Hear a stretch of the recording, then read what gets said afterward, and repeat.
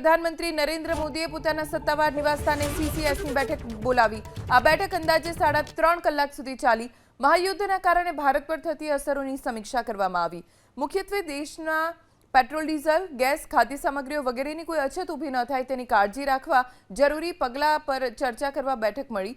આ બેઠકમાં કેન્દ્રીય ગૃહમંત્રી અમિત શાહ, રક્ષામંત્રી રાજનાથ સિંહ, કૃષિ મંત્રી शिवराज सिंह चौहान, विदेश मंत्री एस जयशंकर, नाणां मंत्री निर्मला सीतारमण, जेपी नड्डा, हरदीप पुरी, मनसुख मांडविया सहित मंत्रीओ जोड़ाया। बैठक में पीएम मोदीए सूचना आपी के सामान्य लोकोने हैरानगति न थाय।